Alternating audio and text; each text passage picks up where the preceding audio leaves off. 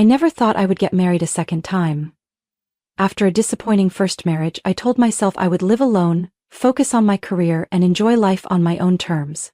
But then, fate led me to Daniel, a man completely different from my past. He didn't just show me what real love was. He made me believe that happiness was still waiting ahead. If there's one thing I am certain of in my life, it's that I have never regretted my decision to get divorced, and even more so, I have never regretted choosing to move forward with Daniel. I am 38 years old now and have been married to Daniel for 5 years.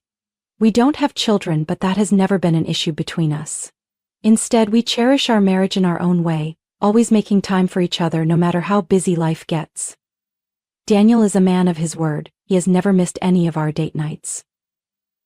Every month on our small anniversaries, he plans something special. Sometimes it's a simple dinner at home with wine and candles. Other times it's a short getaway to the seaside, a place I love. With Daniel, I always feel valued, something I never truly experienced in my first marriage. Tonight is no exception. Daniel made a reservation at an upscale restaurant right by the San Francisco Bay. He told me the place had a breathtaking view of the ocean, with twinkling lights reflecting off the water as night falls. I had been looking forward to it all week, not just because of the restaurant but because I knew that being with Daniel would make everything feel special. I once thought love was a luxury that wasn't meant for me, but perhaps I was wrong. That evening, the restaurant Daniel had chosen was even more beautiful than I had imagined. Perched on a cliff overlooking the bay, it was surrounded by large glass windows, reflecting the warm glow of golden lights. Elegant white tablecloths covered every table, with flickering candles adding to the ambiance. The soft melody of a piano played in the background, making the atmosphere even more romantic. I gazed at Daniel across the table, his eyes filled with the familiar warmth as he poured me a glass of wine. "Do you like it?" Daniel smiled, his voice deep and gentle. "I love it," I replied, unable to hide my happiness. We enjoyed our dinner, our conversations flowing effortlessly. Daniel always knew how to make me feel at ease and appreciate every moment together. I thought tonight would be perfect, a peaceful anniversary celebration, untouched by the past. But fate always seems to have a way of testing people. As we neared the end of our meal, Daniel stood up, gently kissing my forehead before stepping away. "I'll be right back. Wait here for me." He left the table to head to the restroom, while I turned toward the large glass window, letting myself get lost in the beauty of the ocean at night. I didn't know how long I had been staring, lost in thought, until a familiar yet distant voice spoke from behind me. "Still love watching the ocean, huh? But for someone like you, no matter how beautiful the sea is, it won't change reality." My entire body froze. A chill ran down my spine as I slowly turned my head. And then I saw him. Jim Turner. The man I once called my husband 10 years ago. He sat down right in the seat Daniel had just left, as if it belonged to him. A wave of discomfort washed over me, but I forced myself to stay calm. Jim hadn't changed much since the last time I saw him, still wearing that smug expression, his narrow eyes filled with condescension. His suit looked expensive, but his face bore the undeniable marks of time. He no longer had the sharp, confident appearance he once did. I crossed my arms and kept my voice steady. "It's been a long time, Jim." Jim scoffed. "Ha, I never thought I'd run into you in a place like this. So, you can actually afford a fancy restaurant?" He glanced around before leaning back in his chair, smirking. "Or is this a special occasion? A once-a-year anniversary dinner you had to save up for?" I exhaled, feeling nothing but pure disgust. He was still the same. Still looking down on me. Still acting as if he were somehow superior, even though we had long ceased to be a part of each other's lives. "That's unfortunate, Jim, but you're wrong." I offered him a small, knowing smile, meeting his gaze directly. "I'm here because my husband wanted to bring me, not because I had to save up, and certainly not because I couldn't afford it." Jim let out a loud laugh, shaking his head. "Your husband, huh? Some average nobody?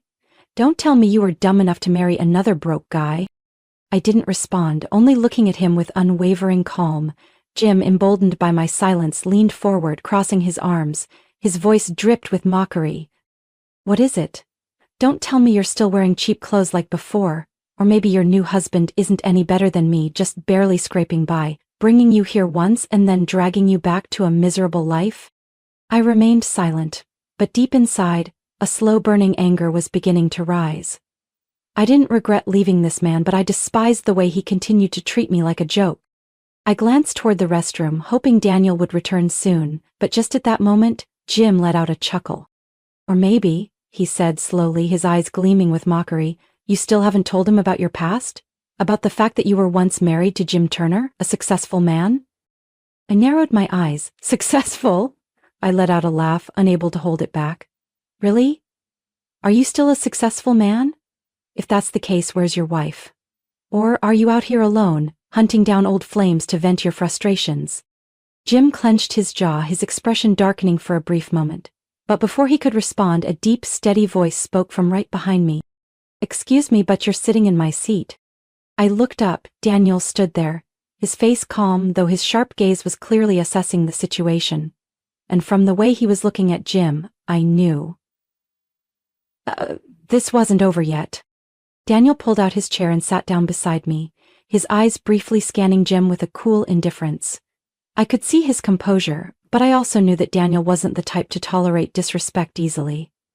Jim leaned back in his chair, crossing his arms over his chest with a smirk. Oh, so this is your husband? He slowly looked Daniel up and down before scoffing. He looks decent, I guess, but let me guess, he's not exactly wealthy, is he? Just another average office worker, right? Daniel didn't respond immediately. He simply took a sip of his wine, then set the glass down on the table, his gaze sharp but his tone steady. I don't think I need to prove anything to you. Jim burst into laughter, dripping with sarcasm. Oh, you're smooth, I'll give you that.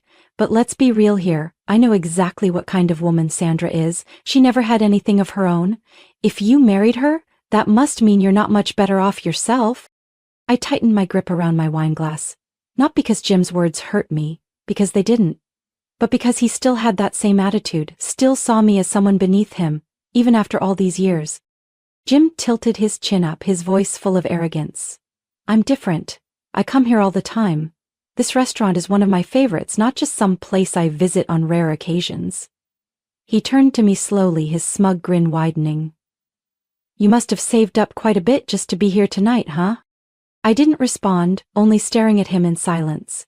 But Daniel calmly placed his hand on the table, his voice still composed yet filled with meaning. You say you come here often? Of course, Jim leaned back with a shrug. Unlike you two, I can come here any time I want. I make enough money to enjoy the finer things in life without worrying about it. At that moment, a woman approached our table. I recognized her immediately. Monica, the woman Jim had left me for. But now she no longer had the glow of the past. Her face was etched with exhaustion, her skin had lost its youthful vibrancy, and her eyes were filled with tension. The dress she wore seemed elegant but no longer fit properly, as if it had been bought years ago. Monica placed a bill on the table in front of Jim, her voice sharp. They said you need to pay now. Jim flinched slightly but quickly regained his arrogance. He pulled out his wallet, though his movements were slow, as if he was calculating something. Daniel glanced at me, then leaned in slightly, speaking just loud enough for me to hear. Do you really think he comes here often? I didn't answer, but a small smile played on my lips. Jim handed his credit card to Monica, who passed it to the server. The server, however, hesitated before looking at him apologetically. I'm sorry, but this card has been declined. Jim's face darkened immediately. Monica crossed her arms, glaring at him. You said you come here all the time. Why is your card declined? Jim stammered awkwardly. Maybe there's an issue with the bank. Let me try another card. But just as he pulled out a second card, Daniel let out a quiet chuckle. Seems like things aren't quite as you claimed, huh? Jim shot Daniel a glare, but he had no comeback. I could see his hand clenching tightly, as if trying to suppress his frustration. Monica let out a tired sigh, shaking her head. This is the last time I go out with you. She turned and walked away, leaving Jim sitting there, stunned and humiliated. I leaned back in my chair, slowly lifting my wineglass to take a sip. So, you said you come here often? Looks like tonight was an exception then. Jim gritted his teeth but had nothing to say. Daniel simply smiled, then placed his hand on the table. Our dinner is finished, my love. He looked at me, his gaze gentle. Shall we go? I nodded, rising to my feet alongside Daniel. Jim remained seated, watching us leave. and for the first time in years I felt completely free from the shadow of my past. Jim tried to salvage his dignity after Monica left. He cleared his throat, attempting to regain his confidence. Looking at me and Daniel with a challenging gaze, he straightened his posture. "Well, I don't really care about trivial matters like this anyway," Jim shrugged, trying to appear indifferent. "Money issues are only temporary. I'm a senior manager at Anderson Corporation. My salary easily covers nights like this." I almost laughed but kept my composure. Daniel remained unfazed, leaning back in his chair comfortably, his eyes fixed on Jim, as if waiting to see what else he had to say. Jim continued boasting. "You know, Anderson Corporation isn't just some ordinary company. I have a respectable position there. I'm not some low-level employee. Being a manager at such a large corporation means I never have to worry about money." He glanced at me, his expression triumphant. "Some people are lucky enough to escape poverty by marrying someone more well-off. But Sandra, this is as far as you'll ever go. You'll never reach the level I have." Daniel chuckled softly, then casually pulled a card from his wallet and placed it on the table. It was a sleek black card, its metallic surface gleaming under the restaurant's ambient lighting. The waiter immediately bowed respectfully and took the card. "Thank you, Mr. Kingston. We will process your payment right away." A heavy silence fell over the table. I saw Jim's face stiffen. He stared at the card as if he couldn't believe his eyes. What? He stammered, his eyes wide with confusion. The waiter soon returned, handing the card back to Daniel along with the receipt. "Thank you very much, Mr. Kingston. It's an honor to serve you." Jim furrowed his brows. "Wait, Kingston?" He turned to me, suspicion creeping into his voice. "Don't tell me it can't be." I gave him a small smile, crossing my arms as I met his gaze directly. "My husband is Daniel Kingston, the chairman of Anderson Corporation." Jim froze. His mouth opened slightly as if he wanted to say something, but no words came out. Tilting my head slightly, I continued in a light yet pointed tone. "So Jim, you really do work at Anderson Corporation, don't you? I assume you're quite familiar with the chairman then?" Jim's face drained of color, then quickly turned red. He swallowed hard, trying to keep his composure, but the sheer shock was undeniable. Daniel looked at him, his voice calm yet sharp. "Listen, Jim, I don't care about my wife's past, but I don't appreciate anyone disrespecting her." He gently poured more wine into my glass before continuing. "I'm not some low-level employee like you assume. And my wife, Sandra, isn't just a lucky woman who married rich. She is capable, intelligent, and an important partner in my work." I crossed my arms and smiled. "I'm the vice president of Anderson Corporation, Jim." Jim looked as if he had just been punched in the face. He couldn't believe what he had just heard. "Ha ha, this is a joke, right?" He laughed nervously, but his eyes betrayed his panic. "How could you? There's no way. You were just a low-level office worker." I shrugged. I was an office worker, but that didn't mean I would stay that way forever. After our divorce, I focused on my career, earned my business degree, and worked hard. One day, Anderson Corporation offered me a management position, and I climbed my way up. And as you can see, now I'm the vice president. Jim's mouth hung open, but he couldn't come up with a response. Daniel took a sip of his wine, then placed his glass down, his sharp gaze fixed on Jim. "You brag about being a manager at Anderson Corporation. Funny, because I've never noticed you." Jim swallowed hard, desperately searching his memory. He had definitely heard of Chairman Kingston before, but he had never imagined that the man would be sitting right in front of him. Daniel continued, his voice steady yet authoritative. "In fact, I've never heard anyone in the company mention your name. I wonder if you're actually as good as you claim to be, or if you're just someone who's managed to slip through the system." I chuckled softly, tilting my head as I looked at Jim with amusement. "So, do you still think I'm just some poor woman who can only afford to come here on special occasions?" Jim said nothing. He just sat there, looking as if he had lost all faith in himself. And for the first time in years, I felt completely in control. But it wasn't over yet. After that dinner, I thought everything with Jim was finally behind me. But I was wrong. The next morning, just as I walked into my office, my phone rang repeatedly. I glanced at the screen and saw an unknown number. Something in my gut told me it wasn't good. I hesitated for a moment, then picked up the call. "Hello, Sandra." The voice on the other end was hesitant. I recognized it immediately. It was Jim. I sighed. "What do you want?" Jim cleared his throat. trying to regain his confidence, but his voice betrayed his nervousness. I think we could talk for a moment about my job. I let out a cold chuckle. Why should I care? There was a bit of a misunderstanding last night. I didn't mean to disrespect you or your husband, he hesitated. I was just surprised. No one could have imagined that you'd be the vice president, right? I mean, you're just you. I gripped my phone tighter. Even while begging for my help, he couldn't stop himself from being condescending.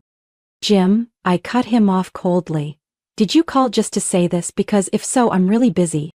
Wait, Sandra, please. His voice became more desperate.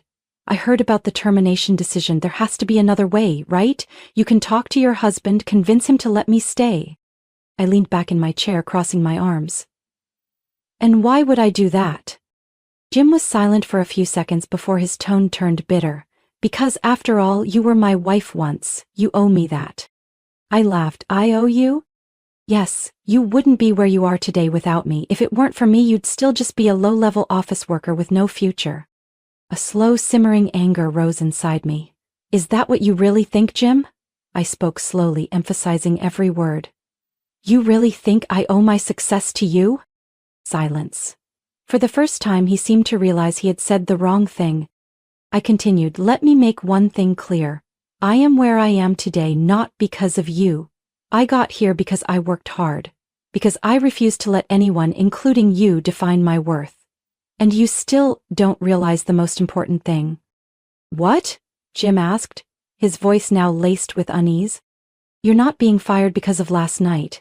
You're being fired because of your attitude, because of how you treat your colleagues, and because of your degrading remarks about women in the company. My voice was sharp as a blade. This was bound to happen sooner or later. You have no one to blame but yourself. No, Sandra, please. His voice broke, desperation creeping in. I know I messed up. I didn't mean to. That's just how I talk. You know me, right? I was just exaggerating a little. I shook my head even though he couldn't see me. No, Jim, you weren't just exaggerating a little. You disrespected me, you disrespected the women in the company, and now you're facing the consequences.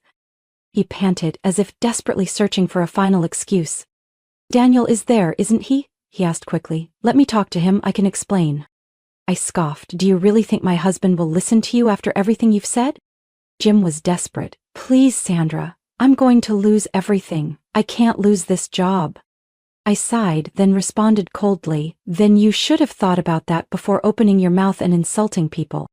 And with that I hung up. A few minutes later I walked into the conference room where Daniel was reviewing a stack of documents. He looked up as soon as he saw me, as if he already knew what had happened. Jim called you, didn't he? His voice was calm. I nodded. He begged me to help him keep his job. Daniel leaned back in his chair, exhaling slowly. I figured he would. I shrugged. He still doesn't see his mistakes. Daniel nodded, then picked up his pen and signed the document in front of him. Then let him learn this lesson the hard way. I glanced at the paper. Jim's termination order. And for the first time in years, I felt completely at peace. But Daniel didn't fire Jim immediately. Instead, he made a decision I hadn't expected. He reassigned Jim to the Ohio branch. I knew about that branch. It was a tiny office in a remote town, nearly forgotten by the corporation. There, Jim wouldn't have a large team, no opportunities for advancement, and most importantly, no authority to exploit. When Jim received the reassignment notice, he reacted furiously. No, I can't go there, he practically shouted during his meeting with HR. I'm a senior manager, you can't send me to some place like that. Daniel simply looked at him, his expression cold and unyielding. You have two choices, Jim. Either you accept the transfer or you resign. The decision is yours. Jim clenched his fists, his jaw tightening, but he had no other option. A few weeks later I heard that Jim and Monica had moved to Ohio. Life there was anything but easy for them. No more upscale restaurants, no more lavish parties, and no one for Jim to assert his false sense of power over. He was isolated, stuck in a tiny office with only one subordinate, where his job consisted of nothing but dull reports and meaningless meetings with local clients. Monica couldn't take it. After just 4 months, she packed her bags and returned to the city. You told me we'd have a better life, she shouted before boarding her one-way flight out of Ohio. "You said you were a successful man, but you're nothing but a failure." Jim tried to hold on to his job, but it wasn't long before he realized there was no way back to his former position. No one at the headquarters remembered him, and no one cared about his complaints. He had been completely forgotten. After a year of enduring a meaningless existence in Ohio, Jim finally submitted his resignation.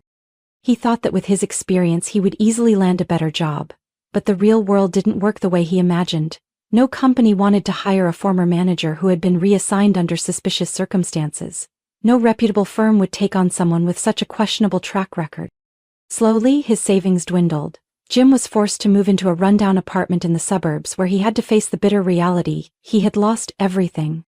The only job he could find was a night shift at a convenience store, where he stood behind the counter watching customers come and go, none of whom recognized or cared about him.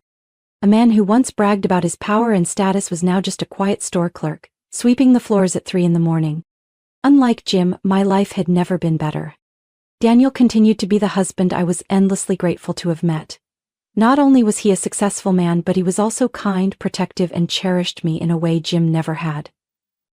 No matter how busy he was, he always made time for our monthly date nights. Sometimes it was a quiet dinner at a cozy little restaurant we loved. Other times it was a weekend getaway to Napa Valley, just the two of us, sipping wine and having endless conversations. I know I made the right decision when I walked away from Jim. There are moments in life when we must face our past, but what truly matters is not looking back with regret. It's moving forward. I moved forward, and I am happy. As for Jim, he was left behind. Sandra's story is not just a lesson in love and happiness, it is proof that a person's worth is not defined by their past or their background, but by their determination to rise above it. Jim represents those who are arrogant, who look down on others, never realizing that the world does not wait for them. In contrast, Sandra stands for those who have the courage to walk away from toxic situations and reclaim their own worth. In real life, everyone has the chance to rewrite their story, if they are brave enough to take the next step. What do you think about this story? Do you believe Jim deserved his fate, or could he have changed if he had realized his mistakes sooner? Share your thoughts in the comments below. And don't forget to follow the channel for more compelling stories about life and family.